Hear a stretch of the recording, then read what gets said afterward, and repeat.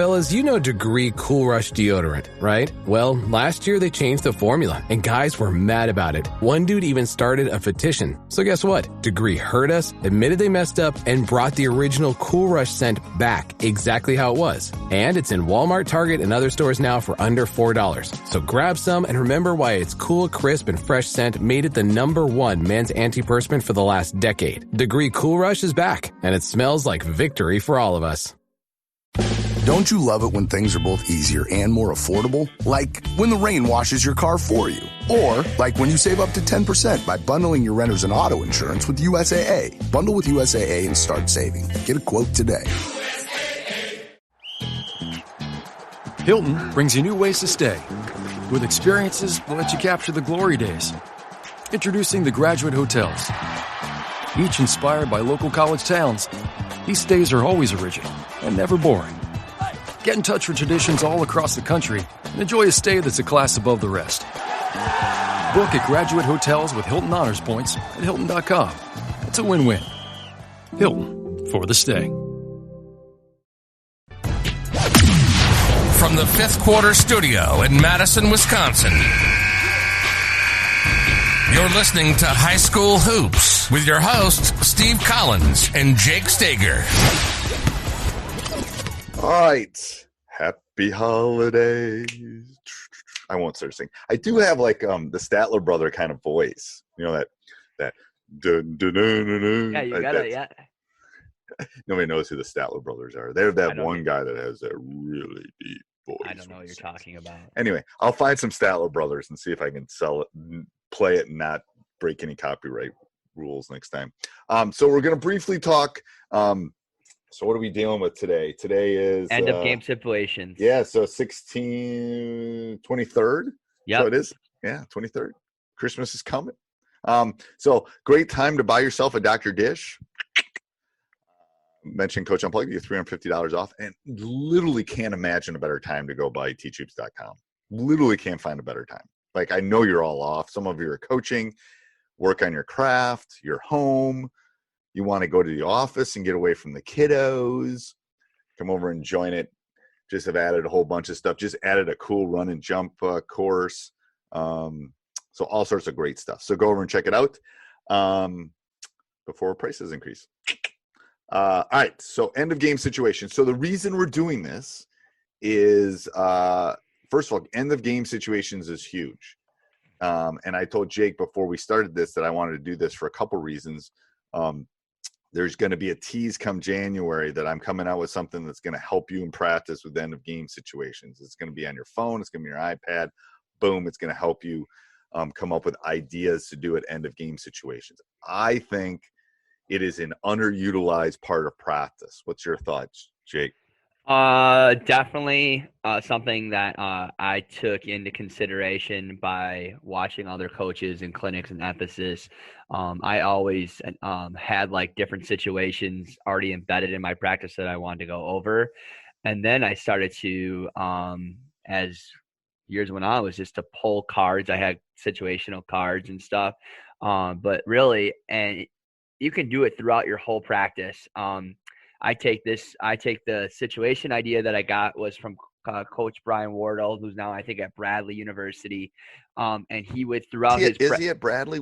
He's been like kind of like that guy that just jumps. He was at Green Bay, and then where did he go? I thought he's still at Bradley. I could be wrong, but he had some really good success at Green Bay, and I went to watch them practice. And what I picked up was that they had like actual chairs at their practice where they would call a timeout or a dead situation, and they would work on a situation, and then they would go do it. And throughout the practice, they do it like 5 or 6 times throughout the practice. They'd be like in a timeout situation, a dead ball situation. Here's a situation, draw it up, go do it, you know? And I just thought that was super cool. And it just brings that life and game situation into your practices, and the kids love it. You know, they just love it. They do, and I think the key to it is you got to do it at different times of practice. Right, you get them thinking. Because I'm guilty of, and I'm writing something down so I remember to talk about it here. So if you hear my keyboard, is I do it at all different times of practice just because I want to be caught off guard. Like, and it makes you a better coach. It does. And it makes me think, what am I going to do? And I want to feel that pressure of not knowing what's going on, to be honest with you. My other question is, before we get into that, is like end of game situations, is it always a dead ball, you talking to the players, or here's the situation and go do it on the fly? Sometimes we'll do like mixture. Do you know what I'm saying? Like, all right, there's 5 seconds left. There's no timeout. It's underneath the basket. What are you guys going to do? Yeah, we'll do both of them. Because they ultimately happen all the time, right? Like how I want to here's what I want. I want that feeling of, oh my gosh, oh my gosh, oh my gosh, oh my gosh. That's what I want. I want my heart racing. I don't know what I'm going to do. And then I don't know the situation. So I think that's a big part of it. Well, how did you do it in your practices? Did you know the situation before you walked into practice? I don't like knowing them. I literally have an assistant tell me them or put them on the board. But I think, honestly, like, it depends on where you are in your career. So, like, I was a way younger coach, you know. I started to map out certain situations, so I was teaching myself how I would handle it. I think as you become more of a veteran coach on the fly, I think that maybe you can do that. But I also think, like, making sure that you cover certain things is really important early in your career. And so I kind of mapped it out. And then as I got more comfortable, I started to have just random ones throughout. You know, earlier in my career, I had them all penciled in my practice plan. 8 seconds left. Red's got the ball. This. Boom. You know, I had them all embedded. And I was constantly rotating them throughout each practice. So I had a bunch of them.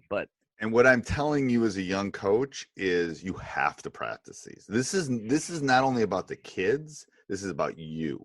This is also being able to look at them. And I'm telling you, one of the reasons I do it, because I had a situation where, first of all, I messed up probably, and we lost the game, and I didn't sleep for like 3 days.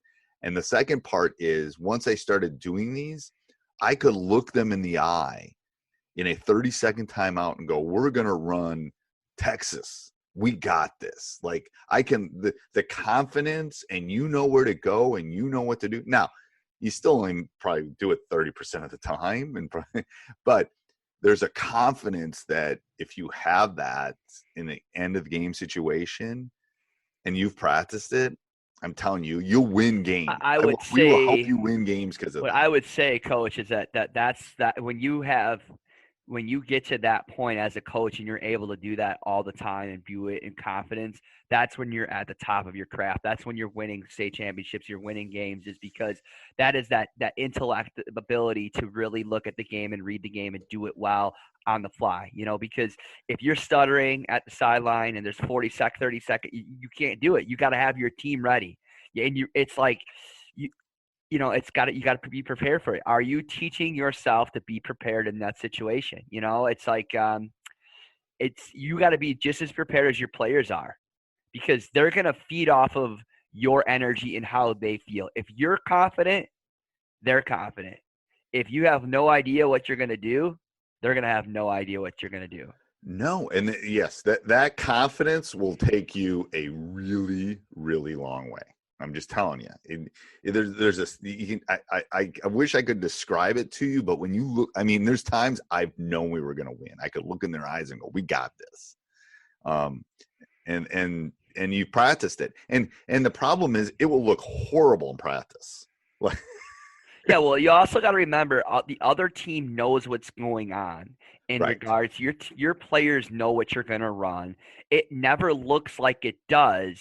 When it gets to that game, you're going to have more success with it than you think. It's never going to be as beautiful as it looks when it really happens, because when it does, it's awesome. Oh, it's awesome. It's awesome. It's like a great dance. All right. Thanks, Coach. Hey, have a great, we won't talk till after Christmas.